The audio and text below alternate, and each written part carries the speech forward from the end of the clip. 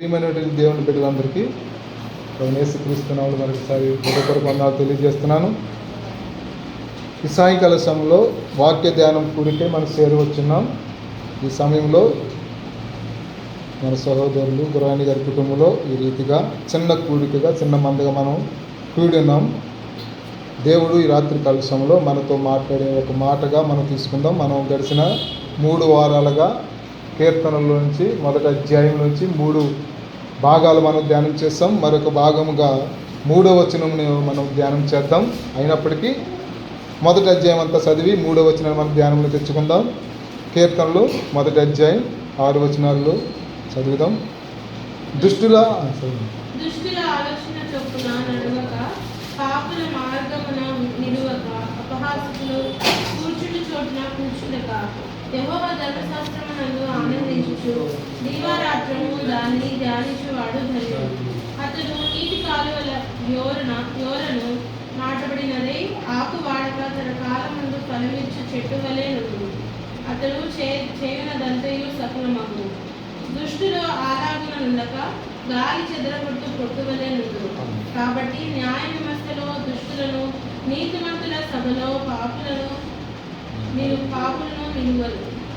నీతిమంతుల మార్గము యెహోవాకు తెలియదు, దుష్టుల మార్గము నాశనమునకు నడుపును. దేవుని పరిశుద్ధ మాటలు మన వినికిడిలో జీవించును గాక. ఈ అధ్యాయంలో 3వ వచనాన్ని మనం ధ్యానం చేద్దాం. ఆల్రెడీ దుష్టుల ఆలోచన నడవకూడదని ఒక భాగాన్ని మనం ధ్యానం చేసాం. రెండోది నీతిమంతుల మార్గము యెహోవాకు తెలియని మనం చేసాం. మూడోదిగా యెహోవా ధర్మశాస్త్రం ఆనందించేవారు ధన్యులని మనం ధ్యానం చేసాం. ఇప్పుడు 4వ భాగముగా అతడు నీటి కాలువల ఓరను నాటబడినదై ఆకు వాడక తన కాలమందు ఫలమిచ్చు చెట్టు వలె నుండును. అతడు చేయనిదంతయు సఫలమగును. ఇక్కడ ఈ భాగంలో మనం చూసినట్లయితే ఇక్కడ 5 భాగాలు మనం చూస్తాం. ఒకటి, దుష్టుల యొక్క దుష్టత్వంలో ఉండకూడదని. రెండోది, దేవుని యొక్క ధర్మశాస్త్రాన్ని భక్తి శ్రద్ధలతో అనుదినము ధ్యానం చేయాలని. అలా చేస్తే నువ్వు ఫలిస్తావు, అభివృద్ధి చెందుతావని. ఒకవేళ నువ్వు దుష్టులు ఆలోచించడం నడిస్తే అది నాశనం. కాబట్టి వారు గాలికి ఎగురు పొట్టు వలె ఉంటారని, దుష్టులు అలా ఉంటారని. అదేవిధంగా న్యాయవంతుల సభలో, నీతిమంతుల సభలో దుష్టులు నిలవరని. మరొక భాగంగా నీతిమంతుల మార్గము ఆయనకే తెలుసు. 5వ భాగంలో మనం చూసినట్లయితే 6వ భాగంలో దుష్టులు నాశనానికి వెళ్తారని భాగంలో చూస్తాం. ఇందులో మనం 3వ భాగంలో ఉన్నటువంటి వాక్యము, అతడు నీటి కాలువల వలన నాటబడినదై ఆకు వాడక తన కాలమందు ఫలమిచ్చు చెట్టు వలె ఉంటాడు. ఎవరు అంటే యెహోవా ధర్మశాస్త్రమును ఆనందిస్తూ అనుదినము ధ్యానం చేస్తే వాడు ఫలిస్తాడు. దేవుని యొక్క ఉద్దేశం ఏంటంటే సర్వసృష్టిని చేసి మనిషిని తన పోలికలో చేసుకున్నాడు. ఎందుకంటే అభివృద్ధి చెందాలి, ఫలించాలి అని ఆయనకు కోరికతో చేశాడు. మొట్టమొదటిసారిగా దేవుడు చెప్పింది నరులకు అదే చెప్పాడు, మీరు ఫలించి భూమిని నిండించి అభివృద్ధి చెందాలని చెప్పాడు. ఆదికాండము మొదటి అధ్యాయంలో మనం ఆ మాటను మనం చూస్తాం. దేవుని యొక్క ఉద్దేశం ఏంటంటే మనము ఫలించాలి, అభివృద్ధి చెందడమే అనే ఆలోచన. ఎలా ఆలోచన అవుతుందంటే నేను సంతోషంగా ఉండాలి, నేను సృష్టించినటువంటి సృష్టిలో ఉన్నటువంటి మానవుడు, నా పోలికలో ఉన్నటువంటి మానవుడు కూడా సంతోషించాలి, ఫలించాలని చెప్తున్నాడు. మొదటి అధ్యాయం ఆదికాండం మొదటి అధ్యాయం 28వ వచనంలో దేవుడు మొట్టమొదటిసారిగా దేవుడు కోరుకున్న కోరిక ఏంటంటే సృష్టి అంతటిని చేశాడు. అయినప్పటికీ ఆయనకు తృప్తి లేదు. కానీ తన పోలిక చొప్పున వారి యొక్క పోలికలు అనగా దేవుని యొక్క పోలికలో నరులు చేయాలని ఆలోచన కలిగి నేలమంటుతో ఆయన పోలిక చొప్పున ఆయన స్వహస్తాలతో నరులను చేసి నరుని యొక్క నాసికా రంధ్రము ద్వారా ఆయనలో ఉన్నటువంటి ఊపిరి అనగా ఆయనలో ఉన్నటువంటి జీవాన్ని మానవునికి ఇచ్చి జీవించే ఆత్మ చేశాడు. నువ్వు జీవించేటప్పుడు ఫలించి అభివృద్ధి చెందాలని కోరుకున్నాడు. అదే 28వ వచనంలో మొదటి అధ్యాయం 28వ వచనంలో దేవుడు అదే చెప్తూ ఉన్నాడు. ఏమంటున్నాడు అక్కడ? దేవుడు వారిని ఆశీర్వదించెను. ఎట్లనగా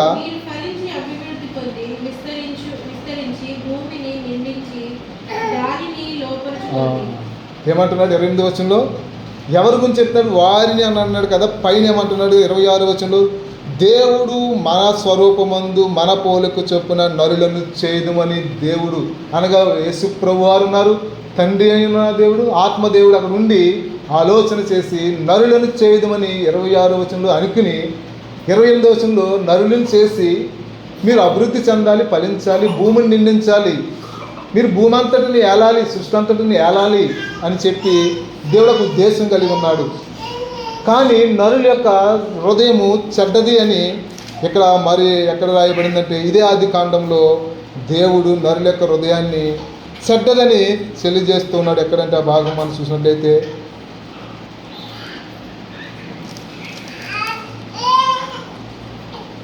6వ అధ్యాయము 5వ వచనంలో చూస్తున్నాడు. చెడుతనం, నరులు చెడుతనము భూమి మీద గొప్పదని వారి హృదయం యొక్క తలంపులలో ఊహ అంతయు ఎల్లప్పుడూ కేవలం చెడ్డదని చూశాడు. ఎప్పుడు ఇది కలిగిందంటే సాతాను యొక్క ఆలోచనలో ఆదాము అవ్వ పడిపోయారు. వాస్తవానికి ఆదాము పడలేదు, కానీ ఆదాము చేసిన తప్పు, అవ్వ చేసిన తప్పు ఏంటంటే ఆదాముకి అవ్వకి ఉన్నటువంటి కమ్యూనికేషన్ డిస్టెన్స్ కొంచెం గ్యాప్ వచ్చింది.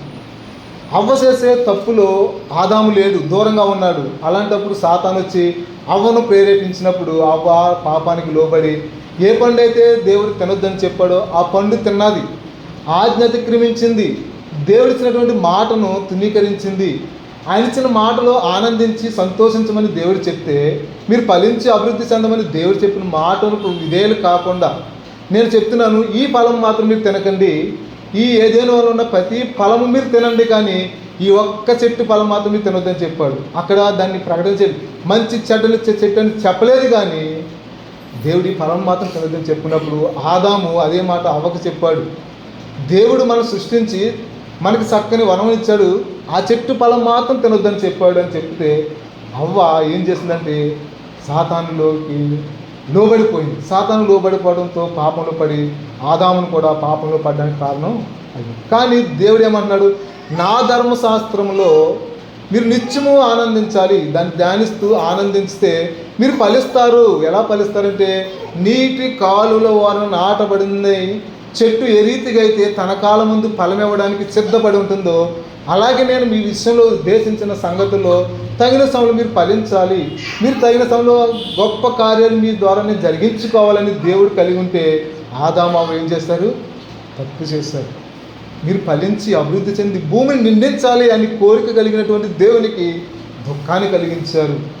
అదే మాటగా ఇక్కడ మనం కీర్తనలో 1వ అధ్యాయంలో మనం ఆ మాటలే చూస్తున్నాం. నేను ఇచ్చిన ధర్మశాస్త్రాన్ని మీరు నిత్యము అనుదినము ధ్యానం చేస్తే, అంటే నా మాటకు లోబడితే అది మీకు ఇష్టము. యెహోషువ గ్రంథంలో చూసినట్లయితే ఈ కీర్తన ఎవరు రాశారని తెలియదు, కానీ ఇది యెహోషువ రాశాడని అనుకోవచ్చు. ఎందుకంటే యెహోషువ గ్రంథం 1వ అధ్యాయంలో మాటలు ఇక్కడ మాటలకు అక్కడ మాటలకు చక్కగా కోయిన్సిడెన్స్ అవుతూ ఉన్నాయి. యెహోషువ గ్రంథము 1వ అధ్యాయము 7వ వచనము 8వ వచనంలో మనం చూసినట్లయితే ఈ మాటలకు ఇక్కడ సరిపోయే విధంగా దేవుడు మోషే ద్వారా మనకు కనబడుతూ ఉంది. 7వ వచనం 1వ అధ్యాయం 7వ, అయితే నీవు నిర్భయము కలిగి జాగ్రత్తపడి బహుధైర్యముగా నుండు, నీ ఆ సేవకుడైన మోషే నీకు ఆజ్ఞాపించిన ధర్మశాస్త్రం అంతటి చొప్పున చేయవలెను. నీవు నడుచు ప్రతి మార్గమున చక్కగా ప్రవర్తించినట్లు నీవు దాని నుండి కుడికి కానీ ఎడమకు కానీ తొలగకూడదు. ఇప్పుడు ఒక ఖండితముగా దేవుడు చెప్పినాడు, నేను మోసే ద్వారా నీకు ఇచ్చిన ధర్మశాస్త్రం ఉందే, ఇజ్రాయేల్ ప్రజలకు నేను ఇచ్చాను, మంచి చెడ్డలు తెలుసుకోవడానికి ఒక గ్రంథాన్ని నేను ఇచ్చాను. పాపము చేయకుండా ఉండాలంటే ఆ గ్రంథము అనగా ఆ ధర్మశాస్త్రం నీకు ఉపయోగపడుతుంది. అదే మాట 7వ వచనంలో క్లియర్గా చెప్తున్నాడు. నేను మోసే ద్వారా ఇచ్చాను అంటున్నాడు. నేను ఇచ్చిన గ్రంథం డైరెక్ట్గా చెప్పకుండా మోసే ద్వారా నేను పంపించాను కదా. మోసే ఇచ్చిందేమో మోసే యొక్క సొంత ఆలోచన తెచ్చింది కాదు, ఇది నేను ఇచ్చిన గ్రంథము, నేను ఇచ్చిన ధర్మశాస్త్రం అని చెప్పి అన్నాడు. అయితే నీవు నిబ్బరము కలిగి జాగ్రత్తపడి బహుధైర్యముగా నుండి నా సేవకుడైన మోసే నీకు ఆజ్ఞాపించిన ధర్మశాస్త్రమని చొప్పున చేయవలెను. నీవు నడుచు ప్రతి మార్గమును చక్కగా ప్రవర్తించినట్లు నీవు దాని నుండి కుడికి కానీ ఎడమకు కానీ తొలగకూడదు. ఈ మాటలు చూస్తే అందుకే అక్కడ అంటున్నాడు, యెహోవా ధర్మశాస్త్రం ముందు ఆనందించుతూ దివారాత్రము దివారాత్రము ఒకే చోట మనం ఉండం, నడవచ్చు, ప్రయాణాల్లో ఉంటాం, కొన్ని చోట్ల మాట్లాడుతుంటాం, కొన్ని చోట్ల పని చేస్తూ ఉంటాం. అదే మాట్లాడాను, నువ్వు నడుచు మార్గం అంతటిలో నిలిచిన ధర్మశాస్త్రం నువ్వు ధ్యానం చేయాలి, చక్కగా ఉండాలి అని దేవుడు చెప్తూ ఉన్నాడు. ఏమంటున్నాడంటే మా 8వ ఈ ధర్మశాస్త్రము నీవు బోధింపక తట్టుకోదు. నువ్వు నడవడమే కాదు, ఈ గ్రంథాన్ని బోధించడం కూడా మానొద్దు. దివారాత్రం ధ్యానించాలి, దాన్ని బోధించాలి. ఎవరికి బోధించాలి? ఆయనకి అది అప్పగించినటువంటి ఇజ్రాయేల్ సైన్యం అంతటి, అనగా ఇజ్రాయేల్ ప్రజలందరినీ, జనాంగాన్ని జాగ్రత్తగా నడిపించు. నేను చెప్పాను పాలు తేనెలు ప్రపంచ దేశంలోకి తీసుకొస్తానని. మోసే వచ్చాడు కానీ ప్రవేశించలేదు. నువ్వైతే కానాను దేశంలో ప్రవేశిస్తున్నావు, అక్కడ వారు చెడిపోతారు, అక్కడ కొంతమంది ఉంటారు, వారు మిమ్మల్ని పాడు చేస్తారు. కాబట్టి దీన్ని బోధించక తప్పిపోకూడదు. రక్షింపబడిన మనము, దేవుని మాటకు లోబడిన మనము యేసు ప్రభు చూపిన మార్గం నుంచి తొలగిపోకూడదు అని యేసు ప్రభు వారు మన కొరకు మాదిరి ఉంచిపోయారని పేతురు రాసినటువంటి పత్రికలో మనం చూస్తాం. ఆయన మనకు ఒక మాదిరి ఉంచిపోయాను. ఆయన దూషింపక బదులు దూషింపలేదు, శ్రమ పట్టబడి బెదిరింపక ఆయన న్యాయంగా తీర్పు తీర్చి దేవునికి ఏ రీతికి అయితే లోబడ్డాడో అదే రీతిగా మనము దేవునికి లోబడాలి. యేసు ప్రభు తండ్రికి లోబడినట్టుగా మనము కూడా ఈ గ్రంథంలో ఉన్నటువంటి వాటి నుంచి తొలగిపోకూడదని మోషే ద్వారా ఇచ్చినటువంటి గ్రంథాన్ని మరలా జ్ఞాపకం చేస్తూ దేవుడు అంటే యెహోవా దేవుడు ఏమంటున్నాడంటే, నువ్వు నిర్భయంగా ఉండు. నిర్భయంగా ఉండాలంటే ఈ ధర్మశాస్త్రాన్ని అనుసరించాలి. నువ్వు నిర్భయంగా లేకపోయావంటే ధర్మశాస్త్రాన్ని వీడావని అర్థం. నువ్వు ధైర్యంగా ఉండాలి. నువ్వేమైనా చేయగలవు, కథ మొత్తం మార్చగలవు అని మనం పాట పాడుకున్నామే. ఆయన ఏమైనా చేయగలడు. సృష్టించిన వాడు ఆయనే, లయము చేయవాడు ఆయనే. ఆదియు నేనే, అంతము నేనే, అల్పయు నేనే, ఒమేగాయు నేనే అని చెప్పిన దేవుడు. కాబట్టి ఆయన ఇచ్చిన ధర్మశాస్త్రాన్ని ఎప్పుడు బోధింపక తప్పిపోకూడదు.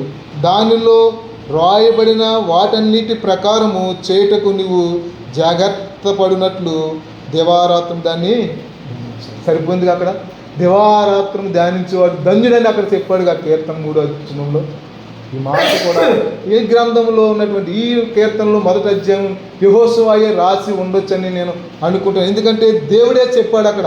ఆ మాటనే దేవుడు రాయించాడు.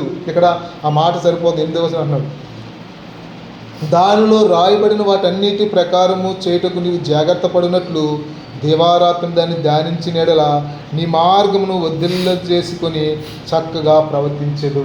అందుకే నీతిమంతుల మార్గము యెహోవాకు. ఎవరైతే ఈ ధర్మశాస్త్రాన్ని అనుసరించి దివారాత్రం ధ్యానం చేస్తారో వారు నీతిమంతులు పాత నిబంధనలో.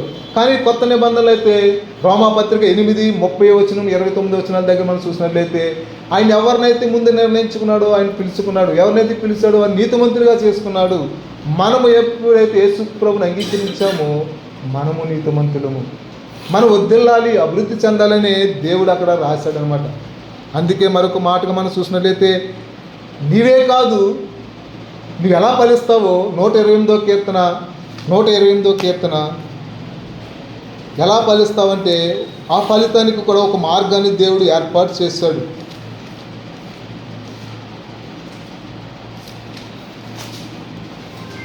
మొదటి వచనం చదవడమ్మా, 28 మొదటి వచనం. యెహోవా యందు భయభక్తులు కలిగి ఆయన త్రోవలందు నడుచు వారందరూ ధన్యులు. నిశ్చయముగా నీవు నీ చేతుల కష్టార్జితం అనుభవించదువు. నీవు ధన్యుడవు, నీకు మేలు కలుగును. ఇక్కడ ఏమంటున్నాడు? యెహోవా యందు భయభక్తులు కలిగి ఆయన త్రోవలందు నడుచువారు ధన్యులు. నీతిమంతుల మార్గము యెహోవాకు తెలియను. ఆ మార్గము యెహోవా మార్గము. ఆ మార్గంలో నడుచు నీవు ధన్యుడవు. నిశ్చయముగా ఆ మార్గంలో నువ్వు ఉంటే నీ చేతులు కష్టార్జితం నువ్వు అనుభవిస్తావు. 2వ వచనం అన్నాడు, నీ లోగిట నీ భార్య ఫలించు ద్రాక్షావల్లి. నువ్వు ఎలా ఫలిస్తావంటే నీవు నీ భార్య ద్వారా ఫలించాలి. ఫస్ట్ నీవు నీ భార్య ద్వారా అభివృద్ధి చెందాలి. అందుకే ఆదాము దగ్గరికి అవ్వను తీసుకొచ్చిన తర్వాతే ఆ మాట ఇచ్చాడు. అవ్వ లేనంత వరకు నువ్వు ఫలించి అభివృద్ధి చెందని ఎక్కడ చెప్పలేదు. దేవుడు స్త్రీలను ఎక్కడ తక్కువ చేయలేదు. ఇండైరెక్ట్గా దేవుడు దాచిపెట్టాడు అవ్వను. నరుని చేశాడు. నరుడు ఒంటరి ఉంటే మంచిది కాదనుకుని అతనికి సాటి అయిన సహాయం కావాలని చెప్పి తీసుకొచ్చి ఆదాము దగ్గర అవ్వను పెట్టి అప్పుడు చెప్పాడు, మీరు ఫలించి అభివృద్ధి చెందమన్నాడా? నువ్వు ఫలించి అభివృద్ధి చెందమన్నాడా? మీరు అన్నాడు. నువ్వనంటే సింగిల్ వర్షన్. మీరు అనగా నీవు నీ భార్య ఫలించాలి. నీవు నీ లోగిట నీ భార్య ఫలించు ద్రాక్షవల్లి వలె ఉండాలి అంటే, నీ భార్య నువ్వు కలిసి ఫలించాలి అంటే యెహోవా మార్గంలో నడవాలి. ఆయన ధర్మశాస్త్రాన్ని అనుసరించాలి. ఆయన మార్గంలో నడిచిన వారు ధన్యులని మొదటి వచనంలో ఉంది. కాబట్టి నీవంతడే మాత్రం ఫలించడానికి వీలేదు, నీతో పాటు నీ భార్య కూడా ఫలించేదిగా ఉంది. ఎలా ఫలిస్తామంటే యేసుప్రభు 15వ అధ్యాయం యోహాను సువార్తలో చెప్తున్నాడు, నా తండ్రి వ్యవసాయకుడు. ఫలం ఎక్కడి నుంచి వస్తుందంటే ఆయన వ్యవసాయకుడు. వ్యవసాయం చేసేవాడు వ్యవసాయం చేస్తేనే పంట ఫలాన్ని పొందుకుంటాడు. మనము వ్యవసాయంగా ఉన్నాం. ఆ వ్యవసాయంలో దేవుడు నిజమైన ఒక ద్రాక్షావల్లిగా యేసుప్రభు లోకాన్ని పంపించారు. యోహాను సువార్త 15వ అధ్యాయంలో మనం మాట చూస్తాం. యేసుప్రభు చెప్పిన మాటే, మన మాట కాదు. ఇక్కడ కూడా యెహోవా ధర్మశాస్త్రం ఆనందించచ్చు, దివారాత్రము దాన్ని ధ్యానించేవాడు ధన్యుడు అని చెప్తున్నాడు. యెహోవా యందు భయభక్తులు కలిగి ఆయన త్రోవ నడిచేవారు ధన్యులు. అది ధన్యత. నీవు నీ లోట నీ భార్య నువ్వుట భరించు ద్రాక్షావల్లి. ఏమన్నాడు? నేను నిజమైన ద్రాక్షావల్లిని. నిజమైన ద్రాక్షావల్లి మన ప్రభువు యేసుక్రీస్తు వారు. నా తండ్రి వ్యవసాయకుడు. నా ద్వారా మీరు ఫలించాలంటే నా తండ్రి వ్యవసాయం చేస్తూ ఉన్నాడు. ఆ వ్యవసాయంలో వచ్చిన కలుపు మొక్కలు ఏరి పారేసి మేము వృద్ధిలోనికి తెస్తా. నీ లోకిటి నీ భార్య ఫలించు ద్రాక్షావల్లి వలె ఉండాలి అంటే నీవు యెహోవా మార్గం నందు భయభక్తులు కలిగి నడిచి జీవించాలి. ఆయన ధర్మశాస్త్రం నిత్యము ధ్యానంలోనికి తెచ్చుకోవాలి. కాబట్టి నా తండ్రి వ్యవసాయకుడు, నాలో ఫలింపని ప్రతి తీగను ఆయన తీసి పారవేస్తాడు. ఆయన మార్గంలో లేకపోతే ఫలాలు మనం ఫలించలేము, మనలో సఫలత ఉండదు. అదే మాటగా యెహోషువ కూడా దేవుడు చెప్తున్నాడు, మోసే ద్వారా ఇచ్చిన ధర్మశాస్త్రాన్ని అనుసరించి నడుచుకోవాలి. నిర్భయంగా నువ్వు ఉండాలి అంటే నేను ఇచ్చినటువంటి ఆ ధర్మశాస్త్రం అనుసరించాలి. దాన్ని నిత్యము ధ్యానం చేసి దాన్ని బోధిస్తూ ఇవన్నీ చేస్తే నీకు మేలు, అది నీకు దీవెన. ఎలా వస్తుందంటే అది నీ భార్య ద్వారా, అంటే నీ కుటుంబము ద్వారా. ఎవరైనా పురుషుడు ఒంటరిగా ఉంటే కుటుంబం అనరు. ఎప్పుడైతే సాటి అయిన సహాయాన్ని దేవుడు ఇస్తాడో, భార్య యెహోవా ఇచ్చు దానం అని సామెతల్లో దేవుడు రాయించాడు. సుబుద్ధి కలిగిన భార్య దొరకటం అరుదు. అది ముత్యము కంటే వజ్రము కంటే శ్రేష్టమైనది. కాబట్టి ఎలాంటిదంటే ఫలించు ద్రాక్షావల్లి. అది నిజమైన ద్రాక్షావల్లి మన ప్రభువు యేసుక్రీస్తు వారు. ఆ ద్రాక్షావల్లిలోంచి తీసిచ్చినటువంటిదే భార్య. భార్య లేకపోతే భర్త ఫలించలేడు. ఒంటరిగా ఉన్నవాడిని గొప్పవాడు అనరు, ఒంటరివాడు, ఏకాంగులను సంసారులుగా చేసేవాడు దేవుడు. ఎందుకంటే వారు ఫలించి అభివృద్ధి చెందితే నాకు ఒక మహిమ వస్తుందని దేవుడు ఆశిస్తూ ఉంటే, నరుల యొక్క చెడ్డ హృదయం కలిగిన వారే దేవునికి అవమానము అపకీర్తి తెస్తూ ఉన్నారు ఈరోజు. కానీ ఆయన ఏమనుకున్నాడు? ఫలించాలని మొట్టమొదటి ఆదిలోనే దేవుడు ఒక కోరిక కలిగి, మీరు ఫలించి అభివృద్ధి చెందాలి, విస్తరించాలి, భూమిని మీరు ఏలాలి అనుకుంటే మనుషులు దేవుని ఏలేవారిగా చేస్తూ ఉన్నారు. నేనే దేవుడిని చెప్పుకుంటున్నారు, నా ద్వారానే దేవుడు కార్యాలు చేస్తానని విర్రవీగుతున్నారు. ప్రభువా ప్రభువా అని పిలిచి ప్రతి ఒక్కడు తండ్రి రాజ్యం ప్రవేశించడు. కానీ నా తండ్రి చిత్తము చేయువాడే అనగా యెహోవా యందు భయభక్తులు కలిగి ఆయన త్రోవ నడుచువారు మాత్రమే నా తండ్రి రాజ్యంలో ప్రవేశిస్తారు. అదేంటి ప్రభు అలాగంటావు? నీ పేరుని అనేకమైన ప్రార్థనలు చేయగా అనేక ఆశ్చర్య అద్భుత కార్యాలు జరిగించాను ప్రభు నీ ద్వారా, నీ నామం ద్వారా. అంటే అక్రమం చేయవాలరా నాదండి చేసింది నువ్వు కాదు, నీ ప్రార్థన కాదు. నేను అనుకుంటేనే అతనికి మేలు జరిగింది, నేను అనుకుంటేనే వారికి గర్భఫలము, నేను అనుకుంటేనే వారికి ఉద్యోగము, నేను అనుకుంటేనే వారికి మంచి ఆరోగ్యము, వారికి స్వస్థత కలిగిందిరా నాయన. ప్రభు అని ప్రతి ఒక్కడు నా రాజ్యంలోకి రాడు. ఎవరైతే నా తండ్రి మార్గంలో భయభక్తులు కలిగి ఆయన ఇచ్చినటువంటి గ్రంథాన్ని అనుదినము ధ్యానం చేసి భయభక్తులు కలిగి దాని యందు నడుచుకుంటూ దాన్ని బోధిస్తున్నవాడే ఫలిస్తాడు, అభివృద్ధి చెందుతాడని మనం ధ్యానం చేస్తూ ఉన్నాం. యెషయా గ్రంథం 3:10 మనం చూసినట్లయితే, మరొక మాటగా మనకి దేవుడు చక్కని మాటను అక్కడ తెలియజేస్తూ ఉన్నారు. 3:10.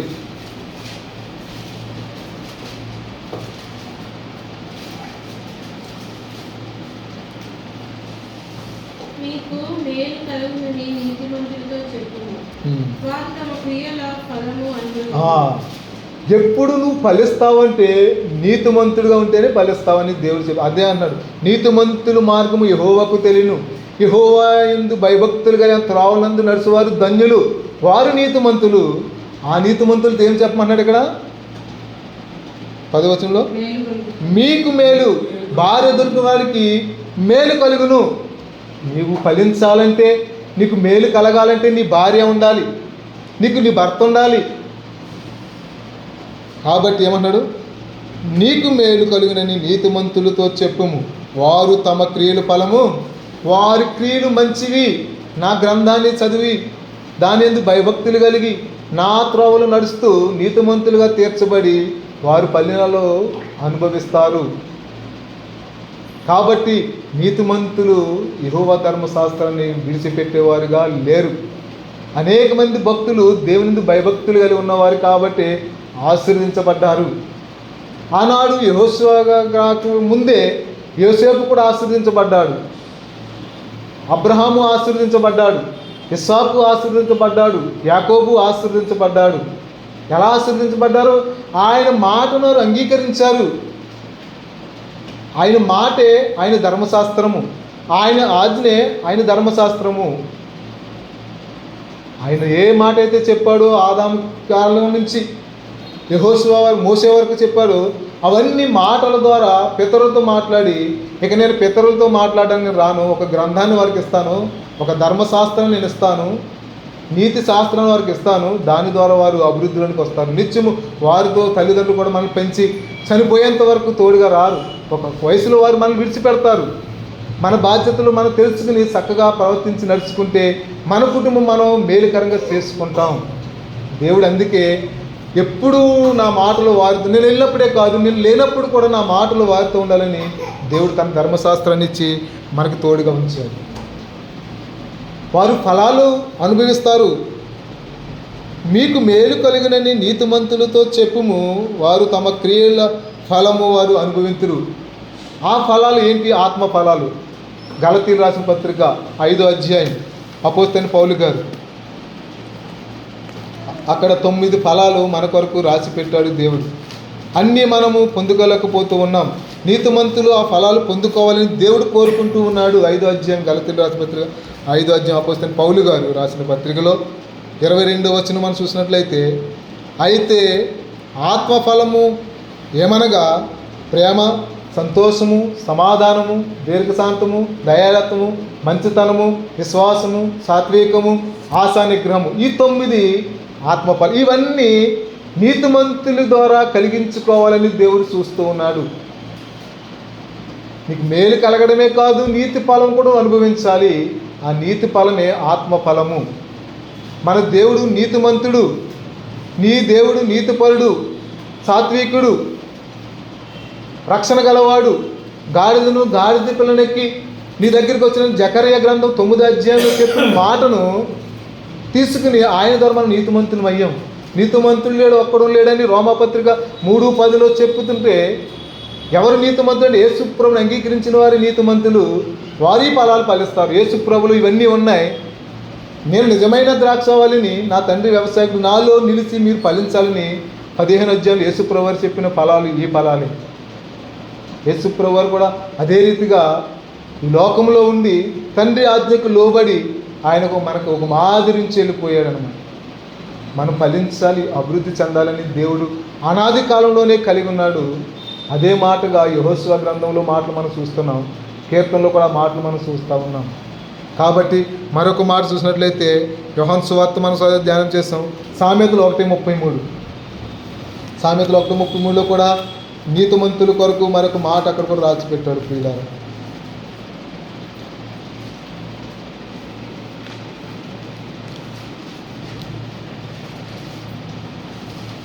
నా ఉపదేశమును అంగీకరించేవాడు సురక్షితంగా నుండును, వాడు కీడు వచ్చినను భయము లేక నెమ్మదిగా నుండును.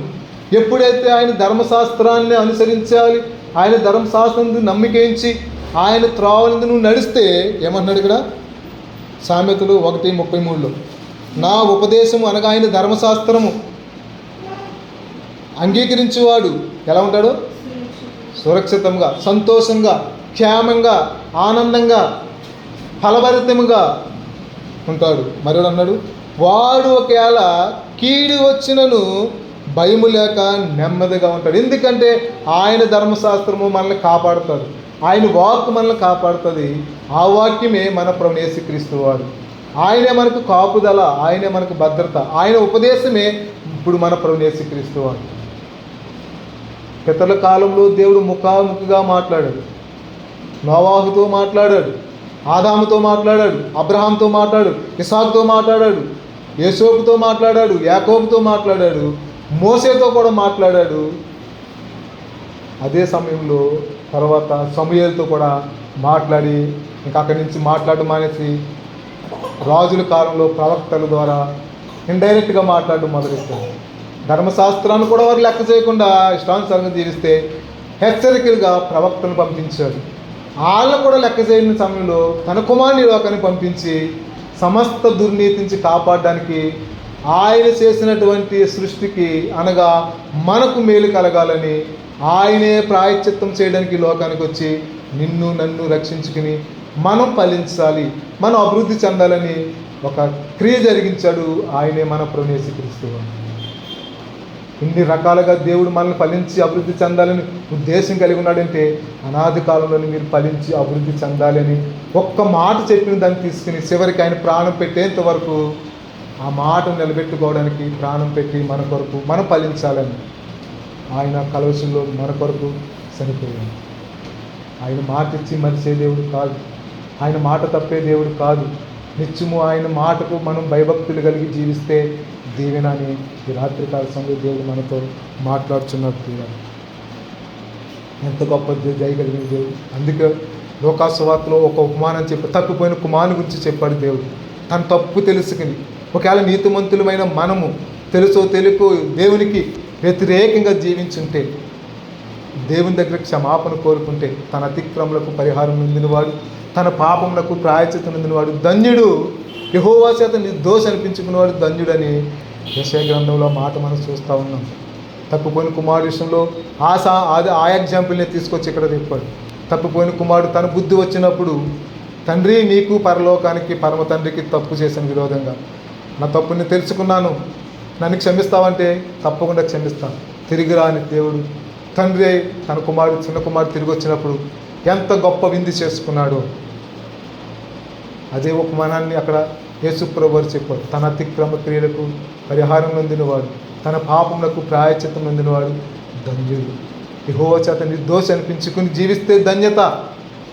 చిన్న కుమారుడు తప్పుపోయిన చిన్న కుమారుడు కూడా తన తప్పు తెలుసుకుని తండ్రి దగ్గర తప్పు ఒప్పుకున్నాడు. మనము కూడా తెలుసో తెలియక కొన్ని పొరపాట్లు చేస్తుంటాం. ఆత్మ ఫలాలు ఏదో ఒక ఫలం మనం కోల్పోయి ఉంటాం. అన్ని ఫలాలు ఫలించే వరకు మనం లేము. మనం నరమాత్రులము, శరీరంతో ఉన్నవారము. కొన్ని పొరపాట్లు జరుగుతాయి. దేవుడు చెప్పారు, తండ్రి వారు ఈ లోకంలో ఉన్నారు కాబట్టి వారి కొరకు నేను ప్రార్థన చేస్తున్నానని యోహాను సువార్తలో మన కొరకు ఆయన వకాతాలు పుచ్చుకుని దేవుడితో మాట్లాడుతూ ప్రార్థన చేశాడు. ఇంత గొప్ప దేవుని మనం కలిగి ఉన్నాం కాబట్టి మనం ఫలించి అభివృద్ధి చెందాలనే దేవుని యొక్క కోరిక. అనాది కాలంలోనే దేవుడు ఆ కోరిక కలిగి ఉన్నాడు కాబట్టి మనం నిత్యము ఫలించి అభివృద్ధి చెందగలడు. ఆయన ఏమైనా చేయగలడు, కథ మొత్తం మార్చి దీవెనకరంగా మార్చగలడు. ఇంత గొప్ప దేవుని మనం ఆరాధించి గణపరుస్తూ ఉన్నాం. ఈ సమయంలో రాత్రికాల సమయంలో దేవుడు చిన్న మాటలు మన వెనుకలో దీవించి ఆశీర్వదించిన గాక. ఆమేన్.